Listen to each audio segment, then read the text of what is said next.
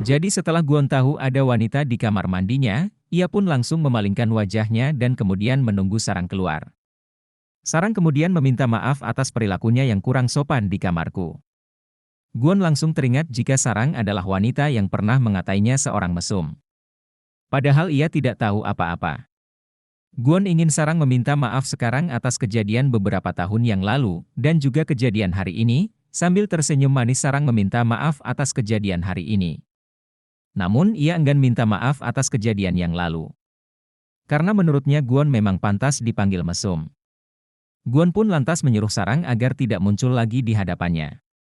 Sarang juga berharap begitu, karena sedikit pun Sarang tidak menyukai Guon. Baik itu dulu ataupun sekarang, Guon juga ingin Sarang berhenti tersenyum. Namun menurut Sarang itu tidak mungkin terjadi, karena di hotel inilah ia harus tetap tersenyum. Sarang juga mengatakan kepada Guon kalau tidak suka dengan senyumnya. Ia pun mempersilahkan Guon untuk mencari hotel lain. Sementara itu, Guon mempersiapkan diri untuk ikut dalam penyambutan. Dan pada saat bersamaan, Somi yang dulu pernah mengira Sangsik adalah Guon, kemudian antusias mendekati Sangsik. Hal ini kemudian membuat Sangsik mengajak Somi untuk makan malam bersamanya. Tentu saja Somi langsung bersedia pada saat itu. Somi yang sedang membawakan acara penyambutan manajer umum yang baru. Nah dari sanalah ia akhirnya tahu bahwa Sangsik bukanlah Guon, sementara Sarang yang memberikan bunga sebagai ucapan selamat juga tidak menyangka pria mesum tersebut adalah bosnya. Dan sekarang Sarang harus bekerja sama dengan Guon, karena Sarang adalah staf terbaik di hotel. Maka Sarang yang ditugaskan untuk membantu kegiatan syuting video promosi di hotel tersebut bersama dengan Guon. Pada kesempatan itu, Guon bertanya mengapa Sarang mengatainya seorang pria mesum. Sarang lalu mengingatkan tentang surat yang berisikan pelecehan yang ia terima saat di hotel. Guon pun sangat bingung, kalau ia tidak pernah memberikan Sarang apapun. Lalu Sarang berkata, seorang pria memakai baju kaos harimau yang memberikannya, jadi ternyata hanya karena Guon memakai baju yang sama dengan pria yang salah. Lantas Sarang malah mengatainya tanpa tahu siapa sebenarnya Guon. Karena Sarang telah salah orang, maka Sarang lantas meminta maaf kepada Guon. Sarang pun berusaha untuk selalu tersenyum dan meminta maaf kepada Guon. Namun Guon benci dengan senyuman Sarang. Menurutnya senyuman Sarang itu palsu. Guon menyuruh Sarang untuk berhenti tersenyum, jika tidak, Sarang akan ia pecat. Sebenarnya Sarang berterima kasih kepada Guon karena akhirnya ia bisa tidak tersenyum terpaksa lagi. Sementara itu, di dalam pesawat Tiongkok yang bekerja menjadi pramugari mendapatkan perlakuan kurang menyenangkan dari salah satu penumpang. Tapi dengan terpaksa, Tiongkok harus tetap tersenyum. Belum lagi ia harus mengurus salah satu keteledoran pramugari baru, tapi tetap dengan profesional Tiongkok melakukan tugasnya dengan baik dan untungnya salah satu rekan kerjanya selalu membantunya. Sehingga karena hal tersebut, Tiongkok berniat membelikan rekannya itu sebuah hadiah. Kemudian ada Sangsik yang berencana untuk ngobrol dengan Somi lagi. Namun, karena Sangsik bukanlah Guon, lalu Somi langsung cuek dan berubah 180 derajat saat ia melihat Sangsik. Kemudian ia sadar kalau Somi adalah cewek matre dan ia berkata kalau cewek matre tidak pantas bersanding dengannya. Lalu kemudian Sangsik pun menawarkan Sarang untuk makan malam bersama dengan Guon sebagai perwakilan dari pegawai. Untuk acara penjemuan yang diadakan oleh ayah Guon, Somi langsung kesal karena bukan dia yang dipilih oleh Sangsik. Sarang kemudian pergi ke acara penjemuan tersebut.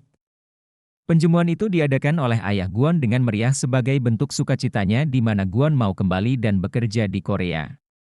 Di sana, Sarang juga memberikan sedikit sambutan sebagai bentuk perwakilan. Ayah Guon melihat Sarang yang begitu ceria, lantas memberikan Sarang hadiah berupa kepala ikan tuna yang harganya sangat fantastis.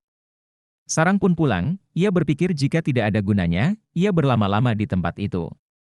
Ia pun memutuskan untuk membawakan neneknya kepala tuna tersebut, tapi neneknya menolak. Kemudian ia mengajak kekasihnya untuk makan bersama. Malah pacarnya diam-diam pergi ke Jeju bersama teman-temannya tanpa memberitahukan Sarang. Dan Sarang sebenarnya bingung harus diapakan kepala tuna sebesar itu. Untung ada Daul yang kemudian mengolah kepala ikan tuna yang mahal itu menjadi kudapan yang enak. Setelah acara penjamuan selesai, ayah Guon mengajak putranya untuk menginap di rumah. Guon sebenarnya mau saja. Namun ia diancam oleh Hwaran. Jika Guon jangan coba-coba masuk ke dalam tempat yang akan membuat Guon dalam bahaya. Suatu hari saat Sarang menjaga di lobi, ia kedatangan tamu istimewa yang sudah mereservasi sebuah kamar delus dengan pemandangan yang mengarah ke kota. Namun ternyata tamu tersebut ingin meningkatkan kamarnya ke kamar suite alias kamar yang lebih mahal tanpa membayar selisih harganya. Menurut manajernya, artis yang dijuluki sebagai ibu sejuta umat Korea itu akan membayarnya melalui media sosialnya dengan memberikan ulasan yang bagus pada hotel ini. Tapi tetap pada sesuai prosedur, tentu saja hal tersebut tidak bisa dilakukan. Tapi meskipun begitu, Sarang tetap memberikan opsi, sekaligus memberikan minuman anggur gratis buat ibu itu. Merasa tidak terima. Ibu itu pun meminta Sarang memanggil manajernya, namun Somi yang juga ada di sana pun menolak. Untungnya Guon kebetulan mendengar kegaduhan ibu-ibu itu, setelah mendengar masalahnya dari Sarang. Lalu Guon menyuruh Sarang untuk bekerja profesional dengan mengusir pelanggan kasar seperti ibu itu. Dia memang artis besar meskipun ia akan mengancam menulis ulasan buruk, tetap saja hotel tidak memfasilitasi orang-orang yang meminta gratisan. Bahkan Guon memarahi Somi karena sebagai manajer ia memilih bersembunyi dan melimpahkan pekerjaan seperti ini pada bawahannya. Guon kemudian mengajak Sarang ke ruangannya untuk membahas syuting video promosi hotel mereka. Sarang juga tidak menyangka kalau ia akan ikut syuting juga. Ia kira ia hanya membantu dan mendampingi Guon saja. Bahkan ternyata syuting mereka akan diadakan di Pulau Jeju. Setelah pulang bekerja, agar Sarang mau memaafkan kesalahan kekasihnya itu pun membawa Sarang ke Menara Namsan, dan di sana mereka akan mengunci gembok cinta bersama. Padahal Sarang yang sudah sangat capek sehabis pulang bekerja, namun ia harus berjalan ke atas menara lagi. Sesampainya di sana, mereka kemudian memasang gembok cinta bersama. Membuang kuncinya agar cinta mereka abadi. Namun sayangnya bukan kunci yang dibuang, akan tetapi gemboknya. Tentu kejadian ini membuat Sarang curiga jika sebenarnya kekasihnya itu tidak bersungguh-sungguh melakukan gembok cinta bersamanya. Setelah itu kekasih Sarang mengajak Sarang untuk berkumpul-kumpul dengan teman-temannya. Awalnya untuk setor muka saja, karena tidak enak jika tidak datang. Tapi entah mengapa kekasih Sarang itu malah berlama-lama dan bersenang-senang di sana. Apalagi lucunya perkumpulan itu semuanya perempuan. Hanya kekasih Saranglah cowok sendirian, apalagi ada salah satu teman kekasihnya yang malah merendahkan Sarang. Karena sudah merasa kesal, Sarang lalu pergi meninggalkan kekasihnya yang asyik sendiri di sana tanpa mempedulikannya. Sementara itu di hotel, Guon yang mencoba mencari data atas nama Hamsoni adalah data karyawan hotel.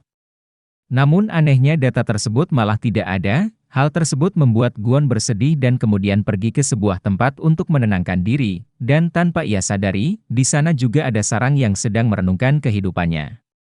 Lalu kemudian tibalah saatnya keberangkatan mereka ke Jeju untuk syuting bersama. Pada saat itu Guon terpukau dengan penampilan Sarang yang berbeda dari biasanya. Tapi tetap saja Guon harus jaga wibawanya sebagai bos. Ia bahkan meninggalkan Sarang dan Sangsik untuk naik taksi, sementara dia naik Lamborghini. Untungnya Sarang masih bisa memaklumi karena sepanjang perjalanan dia bisa melihat pemandangan laut yang sangat indah. Setelah masuk ke dalam hotel, mereka pun langsung mempersiapkan syuting. Tiba-tiba Sarang sebagai orang yang ditunjuk untuk mewawancarai disuruh merubah susunan pertanyaan. Pertanyaan itu datang dari direktur utama yaitu Hwaran. Ia juga seperti merencanakan sesuatu lewat pertanyaan itu. Saat mempelajari pertanyaan itu, Guon datang ke lokasi dengan pakaian yang sangat rapi. Sarang juga sangat terkesan dengan penampilan Guon yang rapih dan berbeda dari sebelumnya. Terima kasih sudah menonton sampai habis alur film King the Land episode 2.